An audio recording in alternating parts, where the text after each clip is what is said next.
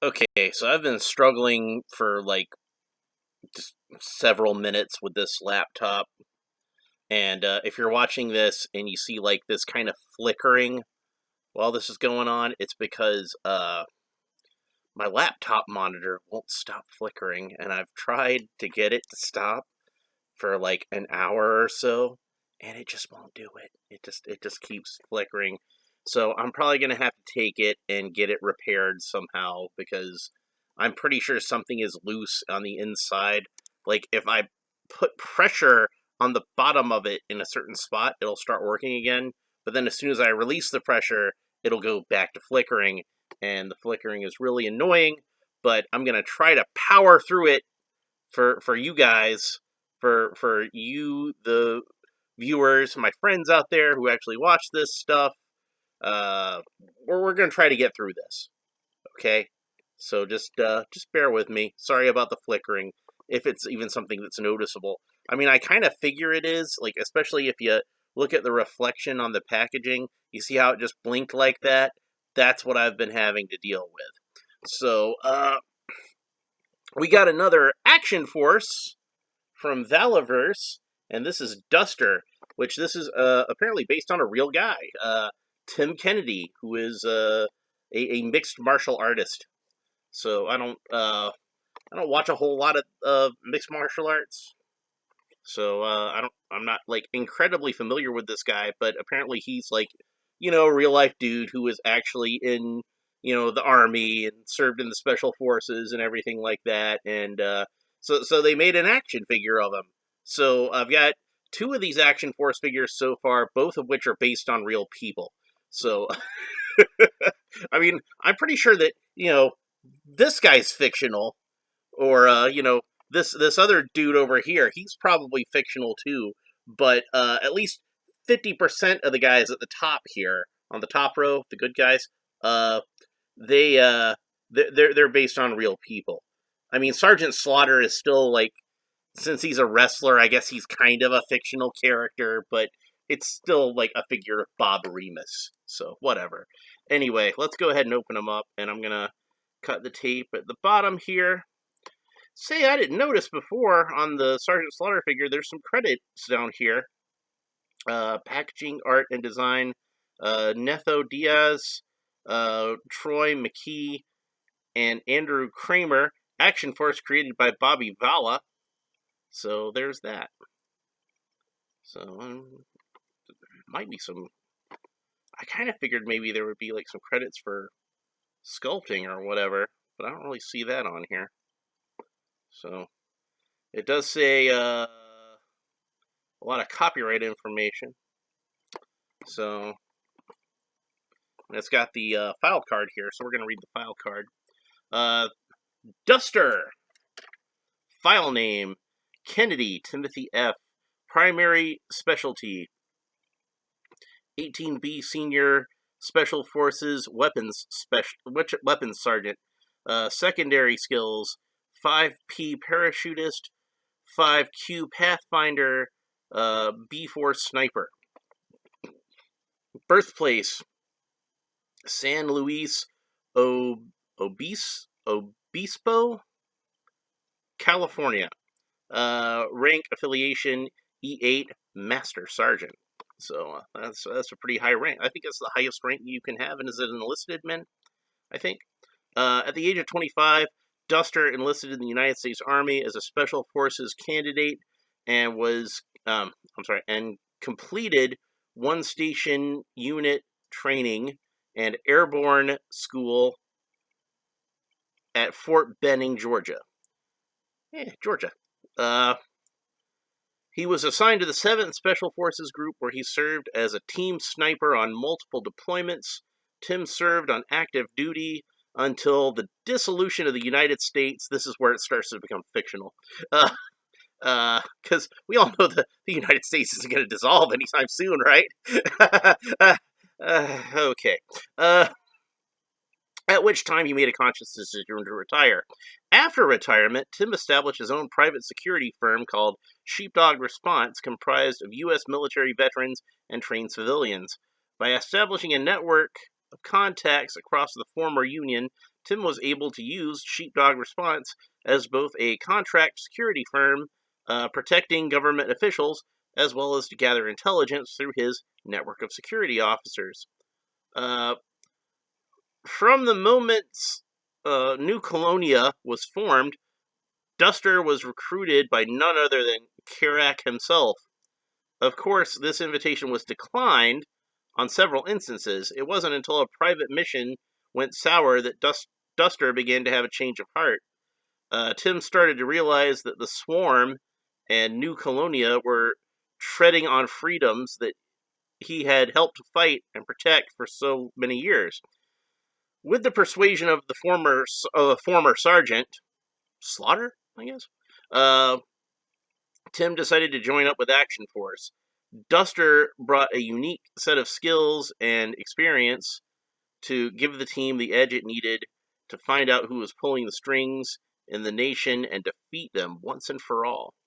So I'm still not sure if the Garrison Cavalry is a good guy or a bad guy, because like I said, I haven't read the comic book.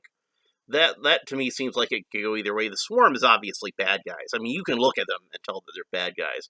Like the Garrison Cavalry, I could see them as being good guys or bad guys, or like some kind of gray, in between. So, and maybe that's what I don't know. But I'm intrigued. So I guess I'll find out when I get the figure, or if I ever get a chance to actually read the comic book. So you saw that I already slid it at the bottom here. I'm going to go ahead and open them up. I will say that I already ordered the figure of Rollout, so I'll probably be getting him soon. I'm looking forward to that. And Trigger I have pre-ordered, so then I'll have all of Series 2, at least of the Action Force guys. But I haven't been able to get the Garrison Cavalry or the Scarabs yet, but I'm sure eventually I'll be able to get them one way or the other. So much like Sergeant Slaughter, this whole thing comes out, and there's a little tray on top, so we'll set that aside. And then there's this film here, which is why I couldn't really get a good shot of the action figure through the packaging. I'm not complaining about this, because this is something they put on there for added protection to the action figure. He does not have a little extra bag of accessories like the Sarge had, but you can see he's got like a ton of accessories already in the bubble, so that's fine. We got another of these nice little diamond plate stands. I'll tell you, there's been a lot of debate as to, what's superior between these and G.I. Joe Classified, and a lot of people are, like, really hardcore, like, loyal to the Classified figures, and a lot of people, think that the Action Force figures are even superior to those. I think they're both great, and I think they both work great together. So you can use Action Force to supplement your G.I. Joe team, or even use your G.I. Joes to supplement Action Force if you wanted to do that. I'm kind of looking at them at this point as being sort of like parallel universe characters to each other. So, maybe there's a version of Duster in the G.I. Joe universe, and maybe there's a version of, say, I don't know, Flint or Snake Eyes running around in the Action Force universe. So, this time I broke with tradition and I took the figure out first, because he's not bound in there at all, so I wasn't too worried about that. We're going to set him aside for now. And we're going to go ahead and take out these accessories. I'm going to start with the helmet. And go clockwise. And that's a nice looking helmet. We'll see how well it fits on him. We've got a couple little things here. I believe these should clip onto the helmet. You can see that this is like looks like it's a little headset thing with like an antenna. And then its mate is in here. There's another one. And it's kind of tricky for me to get it out. None of this stuff seems to be taped in there, which is good. I like it. But this one was kind of embedded in there. And it looks like this is the other headphone. And those should probably... Yeah, there's a little hole in the side of the helmet. I don't even know if that's visible to you guys. But... No, wait, that's the space in between the... We'll figure that out. I saw the space in between the earpiece here, and I thought, oh, well, there's a hole. But no, that's actually just a space. It might still plug in there, I don't know. We got a little teeny tiny pair of binoculars, and this should clip to the helmet. We're going to figure all that out in a minute. Got a nice sidearm. Let's get this out of there. So that's got a little bit of a scope on there. I don't know if it's a scope or an extended sight or whatever you want to call that. Nice looking handgun. And then we got another headset, which this headset, I presume that's made to go on the head rather than over the helmet. So we've got a lot of display options here, and you know I love display options. The head is not held in there too tightly. I mean, it was held in there tightly enough that it stayed in the package, but we got an alternate head with like a, yelling expression, and you can see that this one has facial hair. So, gives us a little bit of variety there. From the little bit of research that I did before I started this video to familiarize myself with the real life Tim Kennedy, like a lot of pictures of him have that yelling facial expression, so it's like a trademark of his, I guess. So, and then just like with Sergeant Slaughter, we got lots of different alternate hands. We got, let's see, this one was a fist. Getting ahead of myself. And then this one looks like a gripping hand, like for a knife, without the trigger finger. Probably both the trigger fingers are on the figure as it is. Yeah, just like with Sergeant Slaughter. Got a fist. And these are actually the alternate hands that I'm most interested in here, which I'm going to show to you, which is a hand that's actually made to rest a rifle in. Like if you're holding it with your right hand, that would be the hand that you would steady it with, would be the left hand. That one's the right hand, but whatever. So there's that hand. So many hands. And this will give you a lot of good display options, so you can display the figure however you like. But yeah, like there's the issue with the G.I. Joe hands and how they're so tight that I have a hard time getting the opposite hand to grip the weapon like you want to, because you have to kind of pry it open. And sometimes I actually start to see kind of like white stress marks on the insides of the hands, and start to worry that it's going to cause permanent damage to it or whatever. So yeah, he looks like he's going to have the same articulation scheme as Sergeant Slaughter. The joints don't seem too stiff. Butterfly joints seem a little stiff. So hopefully there's not too many stiff joints. We'll see how it goes. And elbows seem to work just fine. Got the nice double jointed elbows, so it bends all the way up like that. Arms go all the way around. Got bicep swivel, goes all the way around. The wrist goes all the way around. And it's on the vertical, I believe. Yeah, the vertical rocker joint. So it goes up and down like that, which I like best for gun holding hands. I think the head sculpt on this guy is pretty good, and it does look, I think, like the real life Tim Kennedy from the pictures that I've seen. But the paint job on the eyebrows looks a little sloppy, just like a little sloppy. Not too bad, but it could be better. Got lots of good joints. You can do the splits, no problem. Legs go up about 90 degrees. I think if you pull the joint down a little bit, you can get to go even a little bit higher. So, and then double jointed knees. So those should bend all the way back. You can see this one's a little bit hampered just by the med pack, by a little strap there. But this one should probably go all the way back so it doesn't have that to encumber it. Yep, there we go. So, good articulation at the knees. He's got the rocker ankles that we all like. He does not have the boot cut like Sergeant Slaughter has, because as you can see, he does not have boots. His pants leg actually covers over his boot. So that was an interesting way to do that. A lot of times you see where they kind of sculpt the whole pants leg and then have the boot stuck in there. But this way, even though it puts the joint on the pants, which does look kind of strange, it doesn't interfere with the articulation like the pants legs often do. If you have it as being a solid pants leg with the boot kind of stuck into it. So I can see why they did that. And personally, I don't mind that. This is something that we saw on a lot of G.I. Joes that would have come out for the G.I. Joe Retaliation line. So it's something I'm kind of used to. And he's got a couple more accessories here that were already in the figure's gear, which these magazines, these are removable. And as we can see on the rifle, it's got another magazine that comes out. And that goes in there. That is a nice looking rifle, by the way. I didn't really look at it too much because I was taking stuff out of the packaging and just kind of like getting ahead of myself. But it's got a lot of good paint details to it. It's got one of these cool holographic scopes. And got a grenade launcher on there. I think it's a grenade launcher. Seems to be a grenade launcher. I'm going to say it's a grenade launcher.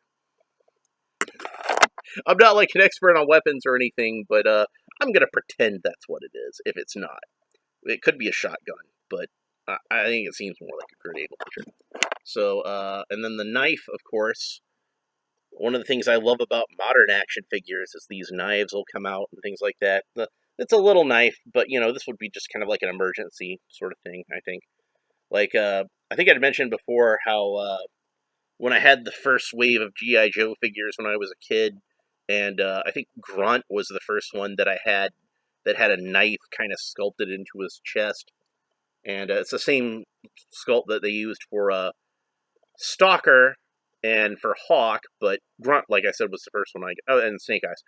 Grunt was the first one, though, that I got with that particular torso. And I always wished that the knife would be removable, so then he could use the knife as a weapon. And, you know, the same with the gun that, you know, Steeler had, or the gun that Clutch had on the chest. So I always thought those would be pretty neat if they were removable. But, you know, whatever. Now with the modern figures, you know, all that stuff's removable. And, like, look at it. I can put the gun in its holster. As the holster is attached to the belt. I'm going to lower the belt a little bit because it actually will be lower. And then we can see a little bit more of some of the detail that's on this belt. So we got some ammo clips for the pistol, I'm assuming that is. That'll go to his gun. And these are not removable. These are just sculpted in. Like, I didn't even try to take them out. I could tell they were sculpted in. He's got, like, this cool multi-tool in there, which is something that I have a multi-tool like this myself, where, like, you know, it's pliers and a knife and, you know, can opener and whatever else you might need, like a Swiss Army knife type thing. Like, but actually a usable pair of pliers is the main thing. And then what looks like, to me, like it's a small flashlight.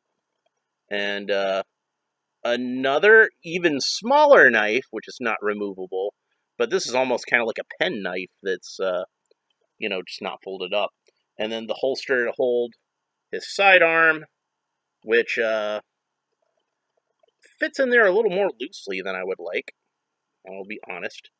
So, but hopefully it won't fall out because, you know, it'll just kind of bump into the vest whenever it does. But that would be kind of the one flaw that I found with this figure so far, is that I wish that this was a little tighter. And I'll find a way to tighten it up, I'm sure. Just hopefully before I lose that pistol.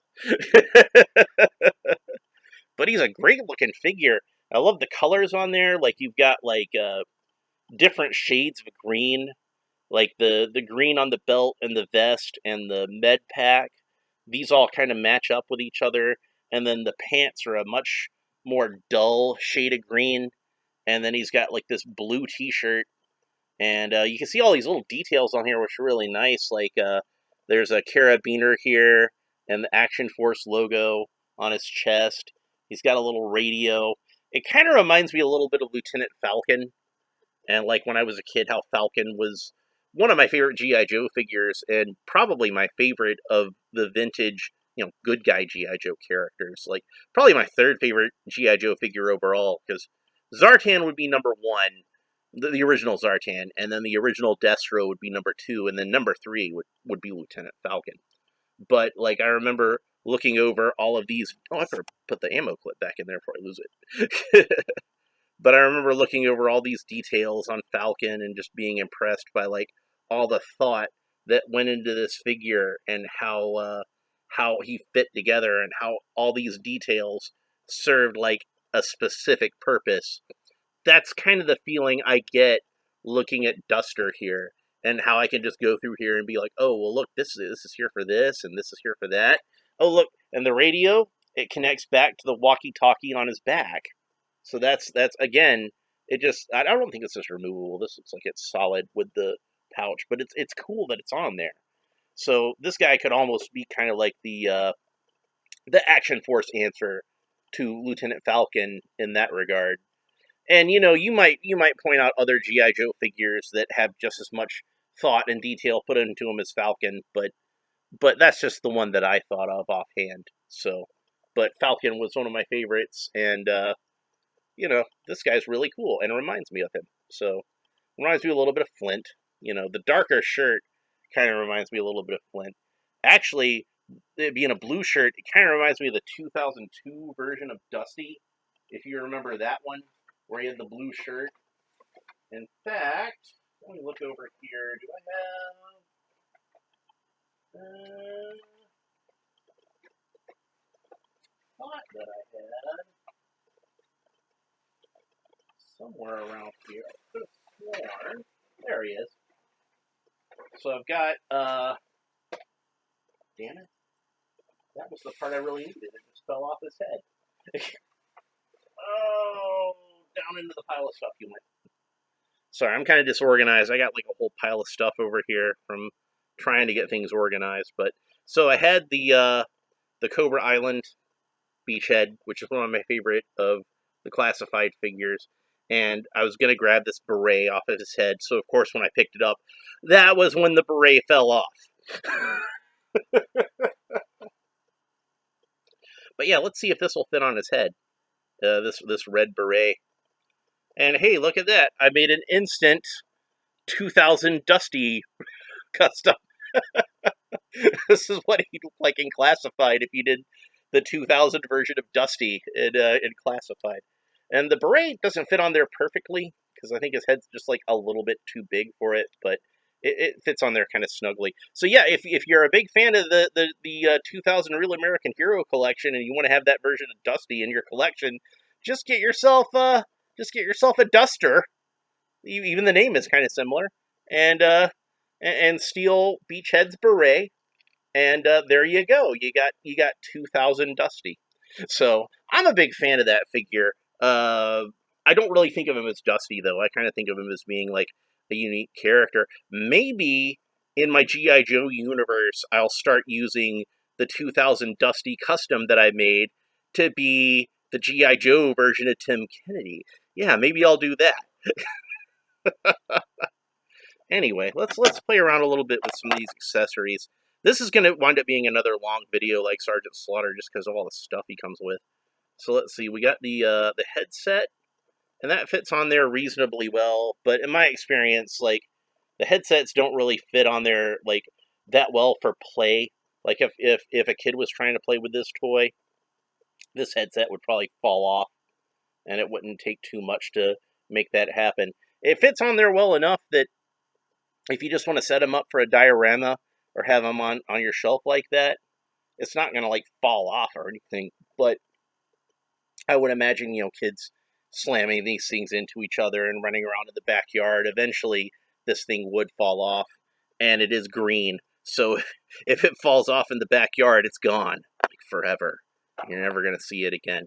So let's try the helmet on, and that fits on him pretty well. This is one of those kind of newfangled half-shell helmets. I feel like it maybe sits a little high on the head, like not as bad as like the 1986 Hawk, but it could probably sit a little lower on the head, I think, and that might be better. But yeah, it's one of those half shell type helmets, but it's got like some ear protection on there. It looks really cool. I'm happy with this. This is a helmet I see a lot of times people use for like an 013 G.I. Joe helmet when they make Marauders. They'll use their version of the half shell helmet, which does not have the ear protectors, but it's got some straps on there. And I guess it works as like, because like it's a more modern military helmet. So, all right, so let's see if I can figure out how to get these things on here, because I'm pretty sure that they should attach. I wish it'd given me some instructions. I didn't notice any though. So the goggles, that's fairly self-explanatory. They actually fit into the plug. There's a little hole in the helmet, and it's not like a glaring obvious hole because of like the mount that's on there helps to kind of hide it. But it seems deep enough and sturdy enough that yeah, you can put the goggles in there, and you can kind of have them flipped around like this if you want to have them in the up position. But it doesn't look like they flip up or down. It's one solid piece. But it does give you some options there. So looking at this, like there's a little peg here. So it seems like it should fit in somehow. I think that would be what fits on there. But I can't figure it out. Is it a mic? Maybe it's a mic. I feel like kind of an idiot for not knowing how this fits together. But these must fit onto the helmet or something like that. Maybe they fit onto the... No, it doesn't look like they fit on the earphones. Huh. That's a mystery to me. I can't figure it out. I guess I should do some research and figure out how these things fit onto the figure, because I really don't know. It looked to me like they would be like the ear covers that are already on here. Maybe you're supposed to glue them on or something? I don't know, because I don't see any really obvious way to do it. Well, like I said, there's little holes, there's little pegs on here, so you'd think there'd be little holes on the helmet for them to plug into somehow, but I don't see any. I can't figure out where they're supposed to go. Speaking of which, he does have a hole in here where you can put a backpack if you want to give him a backpack. He did not come with a backpack, but it's nice that they left the option there so that you can put a backpack on there. So what I want to do right now, before I do anything else, is see how well some of these accessories fit in his hands. And hopefully they go as easily as they fit into Sergeant Slaughter's hands. His hands do seem a little bit more stiff, but I think I can still get it in. They're still not quite as bad as the G.I. Joe classified hands, which is weird because, like, they're just as rigid as those, but I think they just don't. The grip itself isn't quite as tight. If a classified hand was like this, the Action Force hand is like this, and that little bit of looseness to the grip makes all the difference in the world. And this plastic is rigid enough that once you get the gun in his hand, it ain't falling out. So he doesn't need to have like a super tight grip on it. This is like the exact right amount of a tight grip that you would want to have. And he was pretty good holding that pistol, don't he? I like that. So, like I said, my only complaint that I've had about this figure so far is that this gun just does not fit in the holster very well. It just seems like a little loose. So I'll figure out a way to tighten that up, but I am a little concerned that I'll lose that. But one way or another, I'll figure out a way to tighten that up, because I don't want to lose that pistol. If I got to layer like hot glue or something in there, I'll do that. So, but yeah, let's go ahead and put the rifle in his hand. I think this might be a Scar. I don't know. I'm not like an expert on guns, but I think that's what it is. So yeah, it fits in the hand really well. A lot of the times with the G.I. Joes, when they have a grenade launcher on the rifle, I'll usually have the other hand hold where the grenade launcher trigger actually is, but since this is in a different spot, I don't think I'd be able to do that anyway. Let's see if I could get it to... Maybe the articulation is good enough that I can get it to... Yeah, I can. I actually can get it on there pretty well. I'm not going to bother to try to get the whole thing to grip, but I think I could if I wanted to. So yeah, so foomp, you can do his little burp gun there. It's a really cool looking rifle with a lot of detail to it, and it's got paint detail, which is nice, And you can see, hopefully we can get that to focus enough, that the barrels are hollowed out. And if you get one of the accessory kits with the pew pews, you can put the pew pews in there, little clear yellow plastic pieces, so it looks like he's firing his rifle. So that's pretty cool. And he can get it like up in the crook of the arm, like really well. That works out really nicely. The butterfly joints and the double elbow joints and the good wrist articulation and everything, it's working together so that we can get him to hold that rifle in the kind of pose you want to get it. Can he line it up with his eyeball, the scope? Pretty well, not perfectly, but about as perfectly as I've seen pretty much any action figure do it before. So that's nice. So you can get it to do well enough for like dioramas or look good on your shelf or whatever. And now something I'm really excited to try out. I'm not going to do all these hands just because there's so many hands. Ooh, he's in there nice and tight. Like, there we go, I got it out. I knew it was going to come out because the wrist was actually turning, but I was starting to think maybe it might be a good idea to heat it up.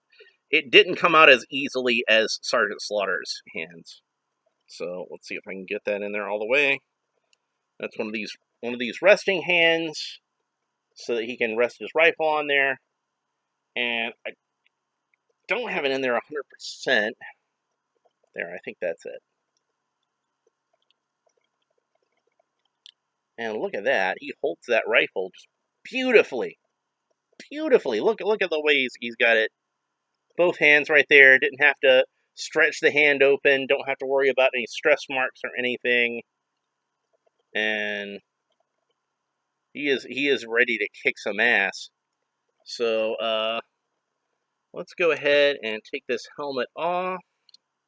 And then once I do that, I'm going to pop this first head off. And then I'm going to pop on the second head. And we'll see how he looks with that.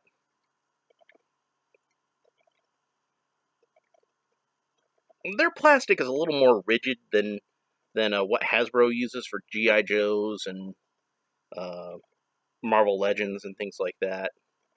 So it's probably a good idea when you do stuff like this to go ahead and apply some heat to it. I'm not doing it right now just because I don't want to do it during the video. But that'll probably help the pieces pop into shape. The head popped off easily enough, but this one's having a hard time popping on. And I think it's just because, no, I don't have it yet. I think it's just because of, the newness of it. And this head's never been on a body before, so this is like kind of the first time, it's ever done this.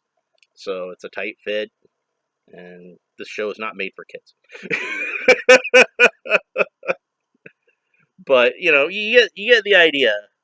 There's what he looks like with that head on there. It's not on there all the way. So, but you still can get the idea. And the helmet should probably fit on this head pretty well too. So let's have a look. And I don't think it fits on here quite as well as the other one. And like I said, I felt like the other one was a little high. But yeah, so you get the idea. You get the idea. It's not on there all the way though. But he looks pretty bad with his rifle and his yelling face and unloading on the bad guys. Yep, see, wasn't on there all the way.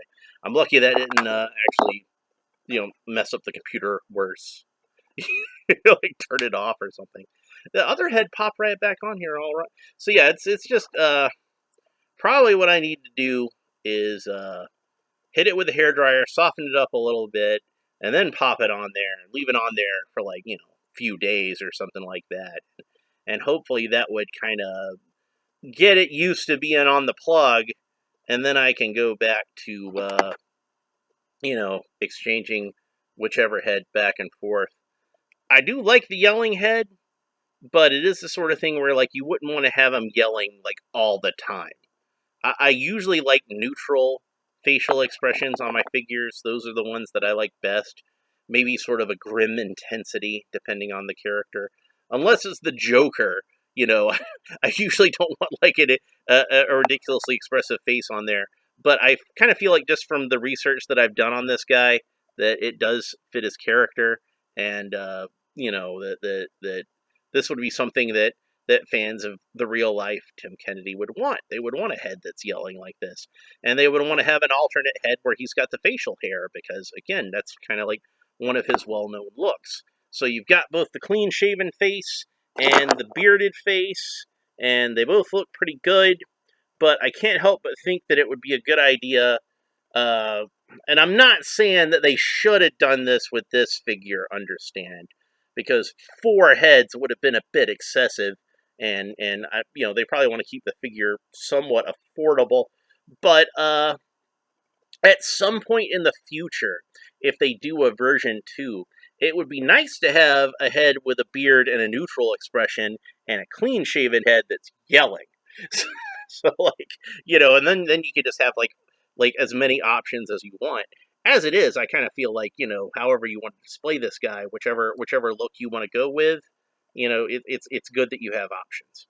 So I think for now though, I'm gonna leave him with the helmet and the neutral expression, because like I said, that's generally how I like my figures to be displayed. And if I can get a second one, then I might display him with this head, because I do really like that head. I think like it does bring a lot to the character. So anyway, that's pretty much it for Duster. I highly recommend this figure for anybody who likes modern military style figures. If you're a big fan of GI Joe, these Action Force figures, like, they'll fit right in with the G.I. Joe classified figures. So, and if you're somebody who actually prefers Action Force and thinks that that's an even better line than classified, uh, then of course you're going to want to get this guy. He's an awesome figure, but he'll go well with your G.I. Joes, and he'll go well with Action Force, obviously, because that's what he's made for. So I'm happy I got him. I'm looking forward to Rollout, which hopefully will be here in a few days. So I should probably have that episode up on YouTube by this time next week. Like I said, I finally caught up with all of my backlog of videos that I was uploading. So right now it's to the point where, like, if I make a video, I upload it that day. So yeah, and you probably won't see like as many, because I'm not trying to play catch up anymore, but I'm gonna try to do at least one video a week, maybe 2. So I might go ahead and do one more after this, because I've got something else that I can show you actually, but I probably won't post it until tomorrow. So anyway, if you enjoyed this video, please like and subscribe and all the fun YouTube stuff down below, and tell me your thoughts on Action Force and in general, and this figure in specific. And like how do you see your GI Joe universe and your Action Force universe, and do they tie together at all? Like, do you incorporate GI Joe characters in with Action Force? Because it seems like it's something that they would fit right in, at least as like an alternate universe to the regular GI Joe universe. And likewise, it seems like some of these Action Force characters would fit right in with GI Joe. So I don't know. I just think they're fun toys. So that's it for this time. We'll talk to you next time. Bye.